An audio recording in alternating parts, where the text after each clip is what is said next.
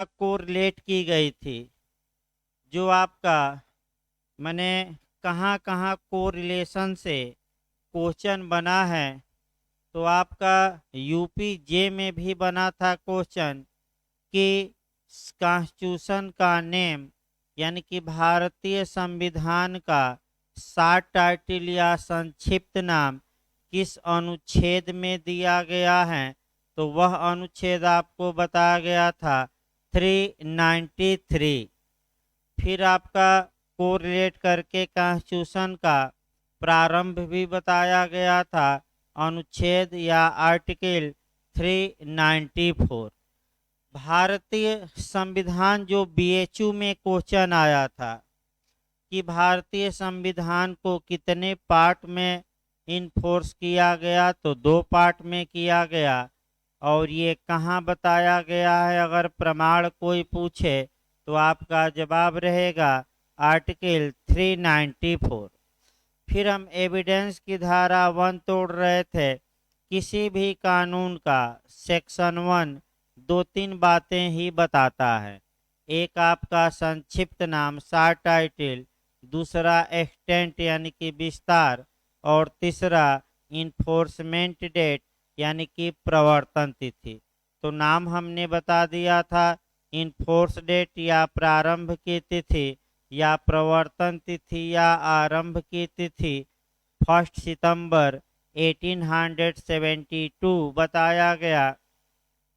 यहाँ से भी आपको कोरिलेट करना है। भारत में एक और कानून इस तारीख को इन्फोर्स हुआ था, और वह ला था द इंडियन कॉन्ट्रैक्ट एक्ट 1872। जहाँ तक एक्सटेंट की बात है, विस्तार की बात है, विस्तार को 2 वर्गों में बांट कर पढ़ा जाता है। वहीं हम 2 वर्ग आपका बांट रहे थे। 2 वर्ग ये हम बांटे थे कि एक टेरिटोरियल एक्सटेंट होता है, यानी कि टेरिटोरियल का मतलब हुआ क्षेत्रीय। क्षेत्रीय यानी कि आपका ये क्षेत्रीय का मतलब ये बताया गया था, भाई दोहराया ही जा रहा है एक तरह से। क्षेत्रीय का मतलब हमने बताया था किस एरिया में लागू है।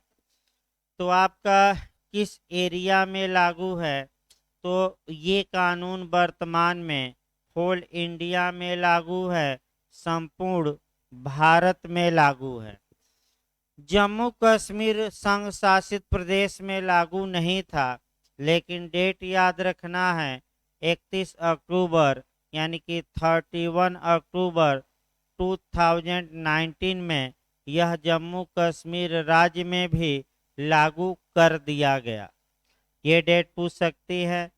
इसके बाद आपका क्वेश्चन एक यहाँ से बनता है। ये तो आपका टेरिटोरियल या आपका टेरिटोरियल एक्सटेंट हुआ, क्षेत्रीय विस्तार। अब दूसरा होता है कि किन एक्शनों पर या किन कार्यवाहियों में एविडेंस एक्ट लागू होता है। इस यहाँ से प्री में क्वेश्चन बनता है आपका, कई बार बना है क्वेश्चन। तो बेयर एक्ट, फिर हम बेयर एक्ट की भाषा बता दें। देखिए आपका बेयर एक्ट क्या कहता है, कहाँ कहाँ लागू नहीं होगा ये भी बताता है, और कहाँ कहाँ लागू होगा ये भी हमें बेयर एक्ट में सेक्शन 1 में बताया गया है। तो बताया भी गया था, फिर एक बार दोहरा दिया जाए। आपका ये बताया गया है, फिर एक बार देखिए, इसका विस्तार संपूर्ण भारत पर है, और यह किसी न्यायालय में या न्यायालय के समक्ष की गई कार्यवाहियों में लागू होता है। इसका मतलब ये हुआ कि पहला नियम ये मिला कि न्यायालय में लागू होता है। अब न्यायालय या कोर्ट क्या होता है, इसके बाद जो सेक्शन 3 आएगा उसमें हम कोर्ट को डिटेल में बताएंगे। यहाँ थोड़ा शॉर्टकट में कर देते हैं। इसके बाद दूसरा होता है कि आपका न्यायिक कार्यवाहियों में लागू होता है। आपका देखिए यही आपका थोड़ा समझना है। समझना ये है कि 4 सैनिकों से संबंधित कानून दिए गए हैं। अगर उन कानूनों के तहत कोई कोर्ट इस्टेब्लिश हुआ है और उसमें कार्यवाही चल रही है तो साक्ष्य अधिनियम के प्रावधान उन सेना न्यायालयों में लागू नहीं होंगे। लेकिन अगर इन 4 सैनिक के जो कानून हैं इससे भिन्न कोई कानून हो, चाहे सेना का हो या कोई हो, अगर ऐसी दशा में उसमें एविडेंस के प्रावधान लागू होंगे तो अपवर्जित कितने को किया गया है? केवल 4 कानूनों को। ये याद रखना है। तत्पश्चात आपका और भी ये कहाँ कहाँ लागू हैं ये आपका बताया गया। अब एविडेंस एक्ट कहाँ कहाँ लागू नहीं है ये काफ़ी महत्वपूर्ण हो जाता है और यहीं से क्वेश्चन बनता है। फिर हम एक लिस्ट बनाकर चलते हैं कि कहाँ कहाँ लागू नहीं है। तो पहला हम दिखा दिए, 4 सेना कानून बता दिए इस पर लागू नहीं है।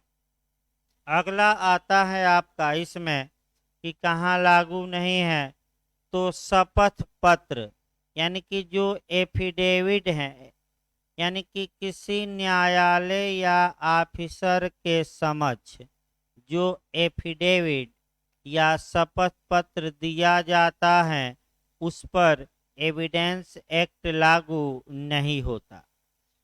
लेकिन आपका एक केस भी देखना है और वह केस पिछले टर्म पर बताया गया, सुधा देवी वर्सेज एमपी नारायण। इस केस में उच्चतम न्यायालय ने ये कहा कि यदि न्यायालय सीपीसी के आर्डर 19 के रूल 1, 2 या 3 के तहत शपथ पत्र लेता है तो उसे उस पर एविडेंस एक्ट लागू कर सकता है। ये आपका न्यायालय का विवेकाधिकार है, डिस्क्रिप्शन है। इसके बाद हम बताए थे आपका कि मध्यस्थ के समक्ष की गई कार्यवाही में लागू नहीं होता, यानी कि लिखते भी राजा। दूसरा आपका शपथ पत्र। तीसरा किस पर लागू नहीं है? मध्यस्थ के समक्ष की गई कार्यवाही। अब मध्यस्थ के समक्ष की गई कार्यवाही क्या होती है? आपका 2 लाइन समझना है सबके बारे में। आर्बिट्रेशन कहा जाता है, यानी कि जो आर्बिट्रेशन के समक्ष कार्यवाही होती है वहाँ एविडेंस के नियम लागू नहीं होते। तो आखिर मध्यस्थ होता क्या है? मध्यस्थ मतलब ये हुआ कि न्यायालय से बाहर मामले को निपटाने के लिए आर्बिट्रेटर की व्यवस्था की गई है और वह आर्बिट्रेटर गवर्न आपका होगा मध्यस्थम एवं सुलह अधिनियम 1996 से गवर्न होगा। तो आखिर न तो सीपीसी लागू होगी उस पर, न ही एविडेंस एक्ट लागू होगा, लेकिन लिमिटेशन एक्ट लागू होता है। तो आखिर वह कार्यवाही कैसे करता है? तो न्याय के आधार पर, प्राकृतिक न्याय के आधार पर, उचितता के आधार पर वह कार्यवाही को संचालित करता है, सीपीसी और एविडेंस के आधार पर नहीं। आइए, अब बिहार में ये पूछा था कि जो मध्यस्थ, अब चूंकि कोरिलेट करके भी हमें चलना है और निश्चित तौर पर 3-4 क्वेश्चन निकालते रहना है। मध्यस्थ के समक्ष मध्यस्थ जो निर्णय देता है, यानी कि आर्बिट्रेटर जो जजमेंट देता है, उसको क्या कहा जाता है? ये क्वेश्चन आपका बिहार जे में पूछा गया था।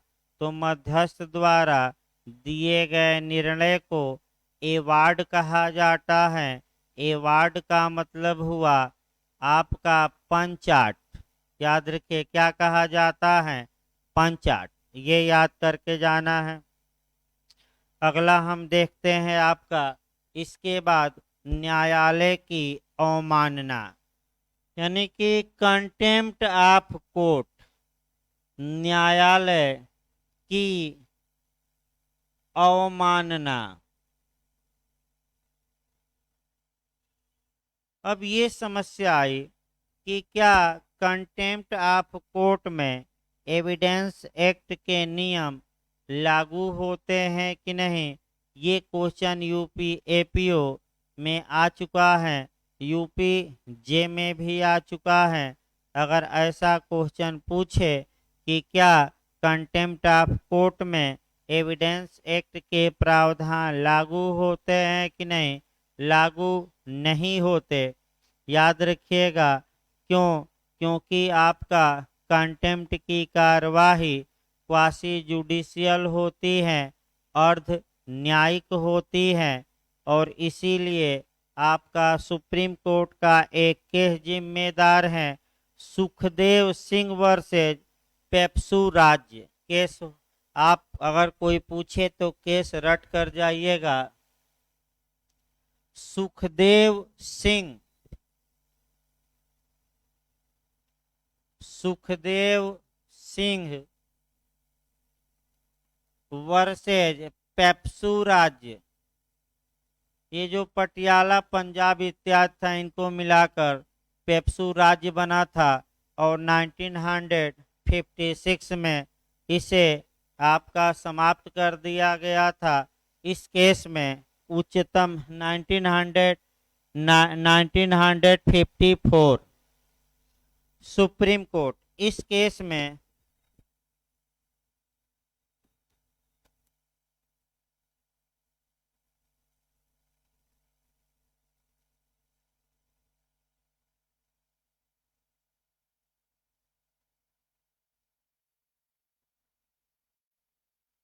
देखिए आपका ये पहले कंटेम्प्ट देखा जाए, और कंटेम्प्ट के लिए थोड़ा व्यापक वे रखिएगा। व्यापक वे इसलिए रखना है कि कंटेम्प्ट के लिए आपको क्या क्या पढ़ना पड़ेगा मुख्य रूप से। तो जो न्यायालय अवमानना नियम, यानी कि the contempt of court act 1971 में बना है, वह कानून पढ़ना है। फिर मुख्य रूप से जो आर्टिकल है कॉन्स्टिट्यूशन का, उसमें 129 पढ़ना है, 142 पढ़ना है, और 215 पढ़ना है। और कंटेम्प्ट होता क्या है, थोड़ा बहुत 2-2 मिनट इसको, हर एक चीज को 2-2 मिनट ही सही डिटेल में हम बताते जा रहे हैं। आइए देखा जाए। देखिए न्यायालय अवमान या कंटेम्प्ट होता क्या है, इस बात की परिभाषा the contempt of court act 1971 में दी गई है।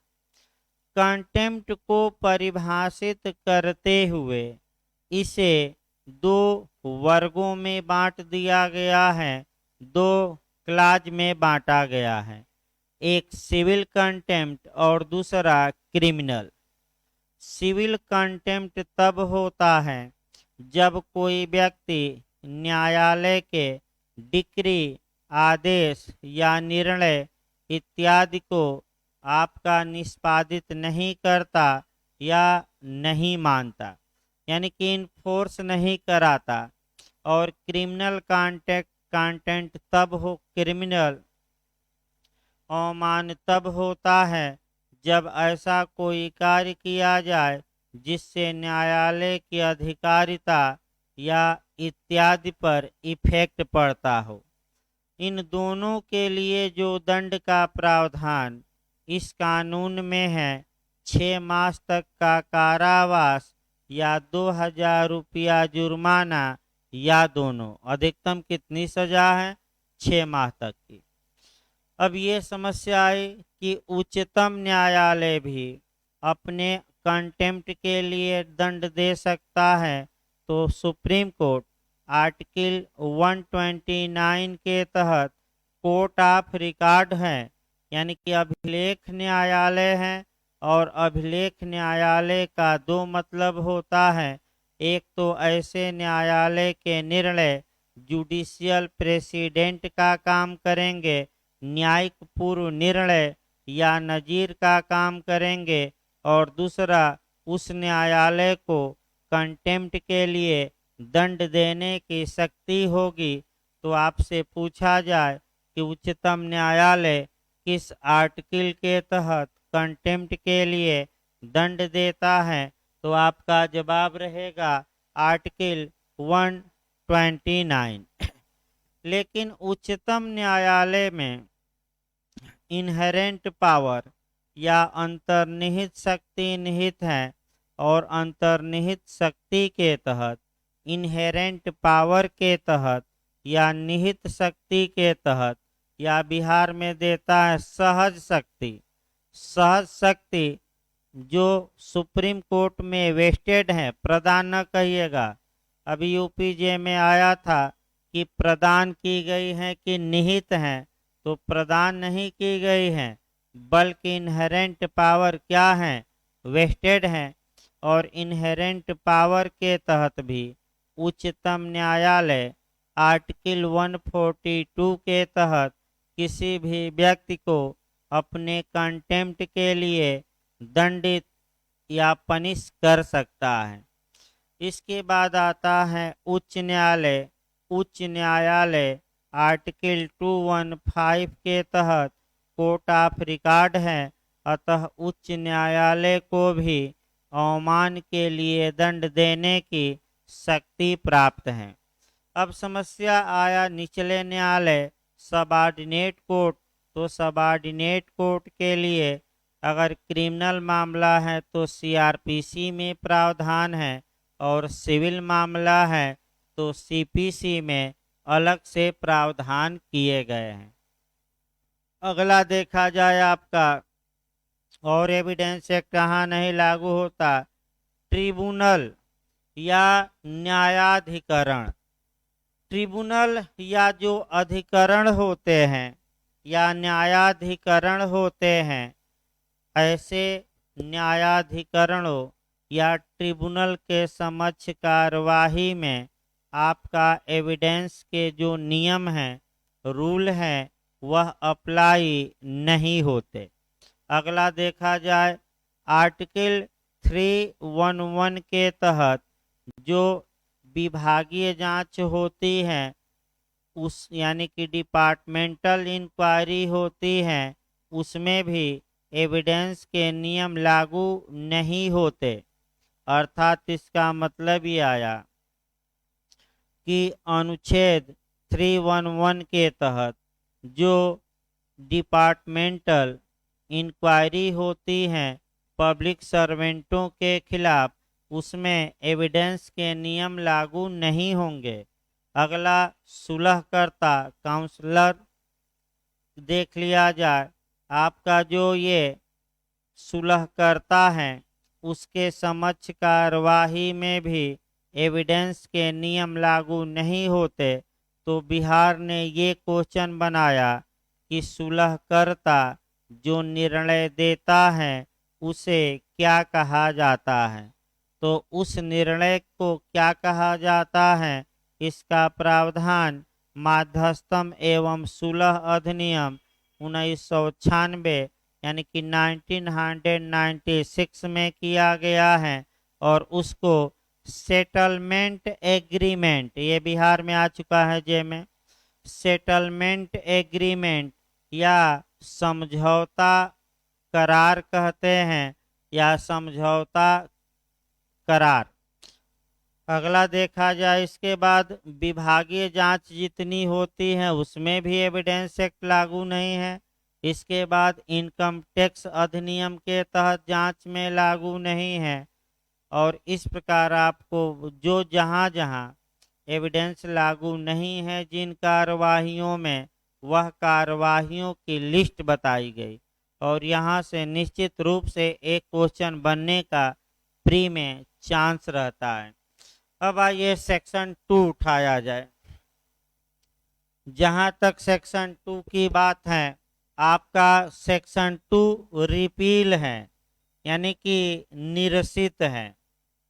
देखिए, पहले इससे क्वेश्चन नहीं बनता था, लेकिन वर्तमान समय में इससे आपका यूपी एपीओ 2018 में आपका क्वेश्चन बना दिया। और क्वेश्चन का हमें मॉडल भी देखना है। 3-4 मॉडल से इस क्वेश्चन को हम बता रहे हैं सेक्शन 2 को। देखिए, आपका कैसे क्वेश्चन बन सकता है। पहला क्वेश्चन ये बन सकता है कि एविडेंस की कौन सी धारा रिपील है, तो आप मारिएगा सेक्शन 2।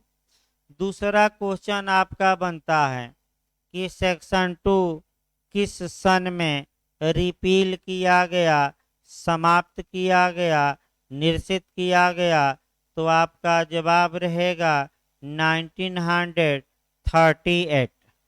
फिर तीसरा क्वेश्चन 1938 ईस्वी में 1938 में क्या क्या रिपील किया गया, क्या क्या समाप्त किया गया, तो सेक्शन 2 को और शेड्यूल को, दोनों मार कर आइएगा। किसको? दोनों को। और यूपी एपीओ में जो क्वेश्चन बना कि एविडेंस में सर्वप्रथम या फर्स्ट अमेंडमेंट किस ईयर में हुआ था, तो यूपी एपीओ 2018 का ये क्वेश्चन है, तो आपका जवाब रहेगा 1938 में। सेक्शन 2 के बाद आपका सेक्शन 3 देखा जाए।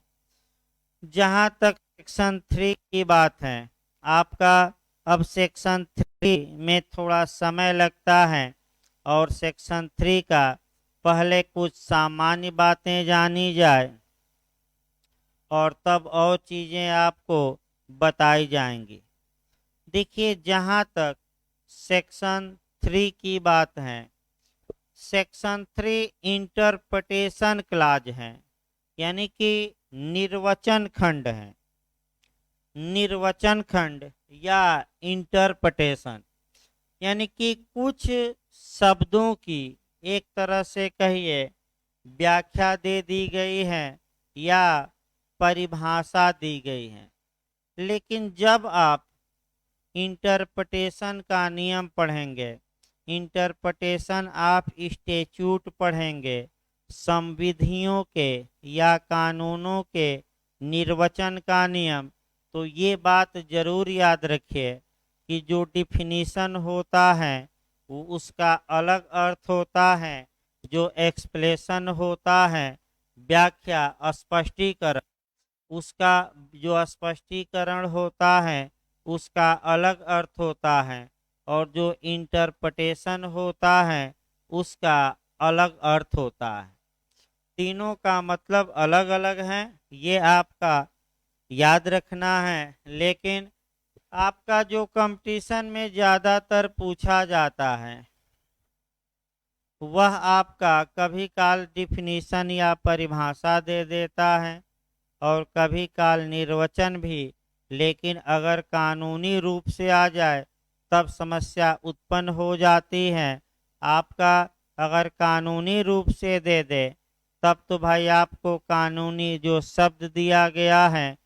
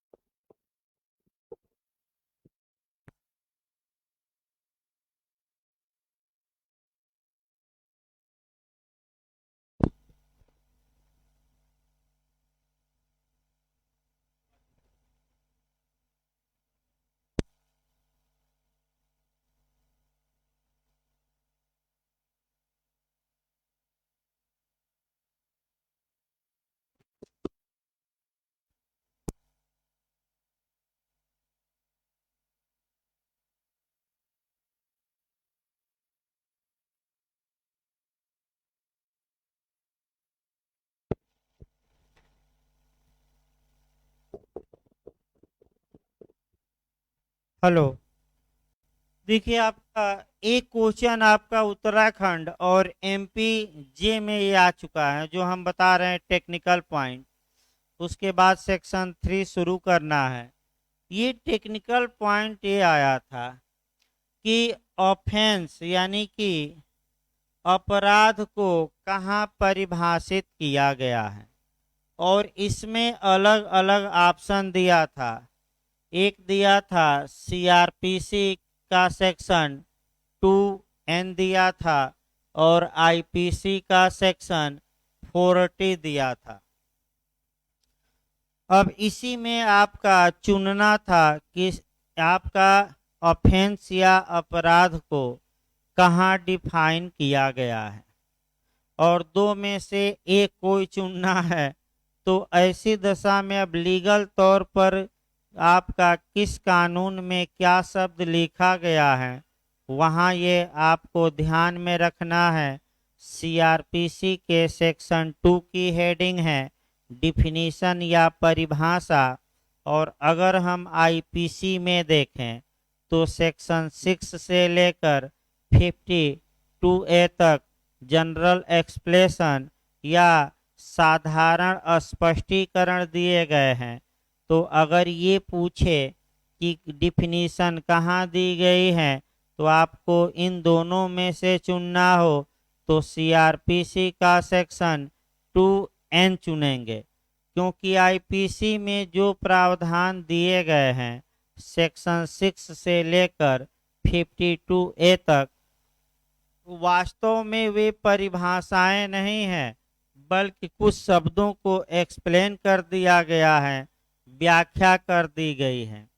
ये तो इसी प्रकार अगर पूछे एविडेंस की धारा 3 में क्या है, तो आप पहली वरीयता इंटरप्रिटेशन देखिएगा, निर्वचन। आइए आगे बढ़ा जाए। आपका जहां तक एविडेंस के सेक्शन 3 की बात है, आपका एविडेंस के सेक्शन 3 में ये भी आपका छोटी छोटी बातों पर भी गौर करना है, क्योंकि ये कंपटीशन है। और आप अगर छोटी छोटी बात ज्ञान के लिए पढ़ना अलग बात है। देखिए फिर एक बार आपको सूचित किया जाए कि नॉलेज के लिए पढ़ना अलग बात है, और कंपटीशन निकालने के लिए पढ़ना अलग बात है। और कंपटीशन निकालने के लिए आपका जिन सेक्शनों में छोटी छोटी बातें समाहित हैं, वे बातें भी गौर से पढ़नी चाहिए। माने आप एक अच्छा अधिवक्ता हो सकते हैं, हाई कोर्ट में अच्छी बहस कर सकते हैं, लेकिन कंपटीशन के मामले में हो सकता है कि कुछ छोटी छोटी बातें जो जाननी चाहिए वो आपको न आ रही हो। तो मेरा कर्तव्य है कि 0 से लेकर आपका पूरा पढ़ाया जाए, यानी कि जो लड़का कुछ न जानता हो उसको भी समझ में आए, और जो सब कुछ पढ़ा हो उसके भी समझ में आए। यहाँ क्वेश्चन सेक्शन 3 से ये बन सकता है, पहला नया, कि एविडेंस एक्ट में मूल रूप से कितनी डिफिनीशन दी गई थी, कितने शब्दों को इंटरप्रेट किया गया था, निर्वचित किया गया था। तो अगर मूल रूप से पूछे, यानी कि जब एविडेंस बना था, तो आप 10 शब्द मारिएगा। कितने शब्दों को?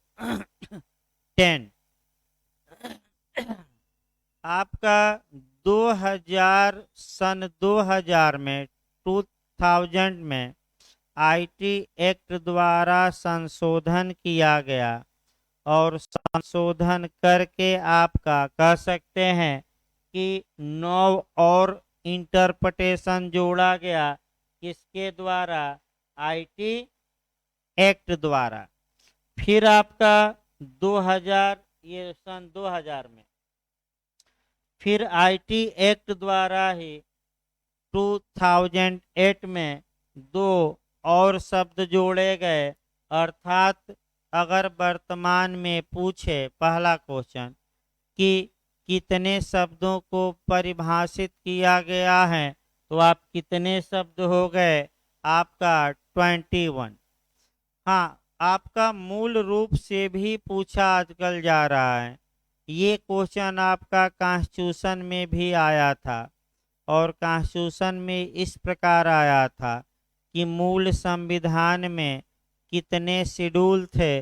तो ये सही बात है कि मूल संविधान में 8 शेड्यूल थे, 8 अनुसूचियाँ थी, और वर्तमान में 12 या 12 हो गई हैं। तो ऐसा क्वेश्चन कॉन्स्टिट्यूशन में यूपीजे बना चुका है। अगला देखिएगा, आखिर अब आइए क्या लिखा गया सब देखा जाए। देखिए था सेक्शन 3 पहले, इस अधिनियम में निम्नलिखित शब्दों और पदों का निम्नलिखित भावों में प्रयोग किया गया है जब तक कि संदर्भ से तत्प्रतिकूल आशय प्रतीत न हो। शुरुआती दौर में जो ये शब्द लिखा जाता है कि इस, हाँ एक दो लाइन जानिए भाई, तब आपका बताया जाए। कुछ नियम कायदे हैं।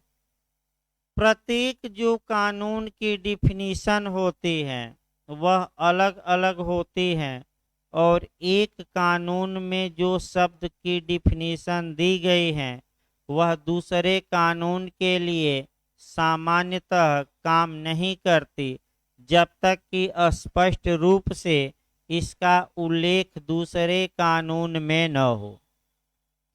यानी कि एविडेंस एक्ट में दी गई जो निर्वचन है हम पढ़ेंगे, यह केवल और केवल एविडेंस एक्ट के लिए है, आईपीसी सीआरपीसी इत्यादि के लिए नहीं है। ये याद रखना है, ये केवल किसके लिए है, एविडेंस एक्ट के लिए है। इस पर भी एक उदाहरण सटीक देखना है। आईपीसी और सीआरपीसी में जाकर देखिए, आपका आईपीसी में सेक्शन 6 से लेकर 52A तक आपका जनरल एक्सप्लेशन या साधारण स्पष्टीकरण दिया गया है, और सीआरपीसी के सेक्शन 2 में कुछ शब्दों और पदों को यानी कि डिफिनीशन दी गई है। लेकिन सीआरपीसी का सेक्शन 2Y, सीआरपीसी का सेक्शन 2Y यह स्पष्ट बता देता है कि जो पद या शब्द सीआरपीसी में डिफाइन नहीं है लेकिन आईपीसी में वे डिफाइन हैं, यदि सीआरपीसी में वे शब्द या पद आते हैं तो सीआरपीसी में उनका वही मीनिंग निकाला जाएगा जो आईपीसी में दिया गया है। यानी कि सीआरपीसी आईपीसी की परिभाषाओं को अब एडाप्ट करती है, लेकिन किन परिभाषाओं को, सभी नहीं जिनकी परिभाषा सीआरपीसी में न दी गई हो। ये दूसरा नियम। तीसरा नियम ये देखना है कि शुरुआती दौर में जो ये शब्द लिखे जाते हैं, इसका मतलब ये हुआ कि सेक्शन 3 में जो शब्दों की का इंटरप्रिटेशन दिया गया है, यदि ये शब्द सेक्शन 4 से लेकर 167 तक में कहीं आते हैं तो उनका अर्थ या मीनिंग वह निकाला जाएगा जो सेक्शन 3 में दिया गया है, जब तक कि उनकी मीनिंग अलग रूप से स्पष्ट रूप से न दे दी गई हो। यानी कि अगर किसी सेक्शन में 3 का वायलेशन करना है, सेक्शन 3 का, तो अलग से उस शब्द को परिभाषित किया जाएगा। अब आइए आपका इंटरप्रिटेशन देखा जाए। पहला इंटरप्रिटेशन आपका कोर्ट की परिभाषा दी गई है, यानी कि न्यायालय को निर्वचित किया गया है। आइए न्यायालय से एक क्वेश्चन यहाँ से भी प्री में बहुत बनता है कि न्यायालय में कौन शामिल है और कौन शामिल नहीं है। तो आइए न्यायालय को के जो इंटरप्रिटेशन है इसको पहले आपका देखा जाए और तब कुछ न्यायालय की परिभाषा को कोरिलेट किया जाएगा। देखिए, जहां तक कोर्ट का इंटरप्रिटेशन है, एविडेंस एक्ट के तहत अगर कोर्ट आता है तो इसका मतलब वही होगा जो सेक्शन 3 में दिया गया है। तो आइए हम इसको तोड़ लेते हैं। सेक्शन 3, देखिए बेयर एक्ट तोड़ना सीखिए। आप जब तक बेयर एक्ट को तोड़ नहीं पाएंगे तब तक आपका एविडेंस एक्ट और अन्य कानून आप रट्टा मार सकते हैं लेकिन समझ नहीं सकते। बेयर एक्ट को कैसे तोड़ा जाता है, एक उदाहरण भी आपका देखिए, शब्दों को कैसे अलग किया जाता है। तो फिर एक उदाहरण आपका बताया जाए। जिस प्रकार किसी डॉक्टर के पास कोई लाश या लाश जाती है, डेड बॉडी जाती है, और डॉक्टर लाश के एक एक अंगों को चीर फाड़ करता है और फिर मृत्यु का रीजन या डेथ का रीजन खोजता है और फिर उन अंगों को सील देता है। सेम कानून में भी वही करिए। जो बेयर एक्ट में शब्द आए हुए हैं, एक एक शब्दों का अर्थ जानिए, और जब सभी शब्दों का अर्थ जान लेंगे तो उसको क्या करिए, लाश की तरह सी दीजिए। तो अपने आप आपका उस बेयर एक्ट का क्लू आपको मालूम चल जाएगा। जैसे कोई डॉक्टर मृत्यु का क्या खोजता है, कारण। तो देखिए, शब्दों का ही जाल है, शब्द नहीं समझ में आएगा तब कुछ नहीं हो सकता। अगर आप शब्दों को समझ लीजिए एविडेंस में, क्योंकि सबसे कठिन कठिन शब्द आएंगे एविडेंस में, और आपका अच्छे से जानना है। देखिए, आपका न्यायालय शब्द के अंतर्गत सभी न्यायाधीश, यानी कि सभी न्यायाधीश या जज कौन कौन आते हैं, सभी न्यायाधीश, सभी न्यायाधीश आ गए। इसके बाद क्या कहा गया है, और मजिस्ट्रेट, मजिस्ट्रेट भी आ गए, ठीक है। इसके बाद शब्द देखिए कैसे पकड़ना है, तथा मध्यस्थों के सिवाय। इसका मतलब ये हुआ कि जो ये आर्बिट्रेटर हैं, यानी कि जो ये मध्यस्थों के सिवाय, सिवाय मतलब इसको छोड़कर, छोड़कर यानी कि ये जो मध्यस्थ हैं ये न्यायालय में शामिल नहीं है।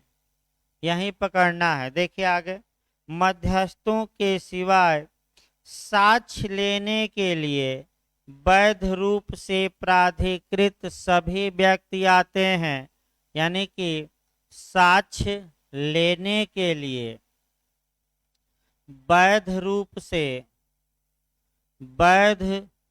से अथराइज व्यक्ति, यानी कि प्राधिकृत व्यक्ति। जब भी आप कोर्ट की परिभाषा, कोर्ट का इंटरप्रिटेशन आप एविडेंस में पढ़िए, तुरंत कोरिलेट भी जबरदस्त करना है। आईपीसी का सेक्शन 20 कोरिलेट कर लेना है। आईपीसी के सेक्शन 20 में, यानी कि 20 में, आपका न्यायाधीश शब्द को परिभाषित माने स्पष्ट किया गया है। देखिए यहाँ बेकर करके, यानी कि जितने न्यायाधीश कहे जाते हैं, जितने लोग, वो भी कोर्ट माने जाएंगे। जितने लोग मजिस्ट्रेट के श्रेणी में आते हैं वे भी कोर्ट माने जाएंगे। और एक और कोर्ट माना जाएगा, भले वो कोर्ट न हो आम भाषा में, जितने लोग साक्ष्य लेने के लिए, एविडेंस लेने के लिए वैध रूप से अथराइज हैं, वे सभी लोग भी न्यायालय माने जाएंगे। अब यहाँ क्वेश्चन का मॉडल भी हमें निकालना है कि निम्नलिखित में से कौन, ये आ चुका है यूपीजे यूपीएपीओ में, सतर्क रहना है। निम्नलिखित में से कौन न्यायालय शब्द के अंतर्गत शामिल हैं? तो दे देगा न्यायाधीश, मजिस्ट्रेट और साक्ष्य लेने के लिए वैध रूप से प्राधिकृत व्यक्ति, उपर्युक्त सभी। तो आपका जवाब रहेगा उपर्युक्त सभी। दूसरा जो मॉडल आपका बना है वह ये बना है कि निम्नलिखित में से कौन न्यायालय के अंतर्गत नहीं आता, और ये चारों ऑप्शन दिया है, न्यायाधीश, मजिस्ट्रेट, साक्ष्य लेने के लिए वैध रूप से प्राधिकृत व्यक्ति और मध्यस्थ। तो क्या मारेंगे?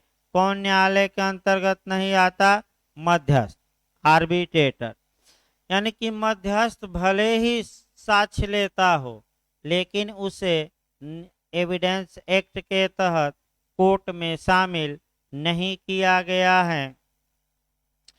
अब इसके बाद कुछ और बातें आती हैं, जैसे जूरी।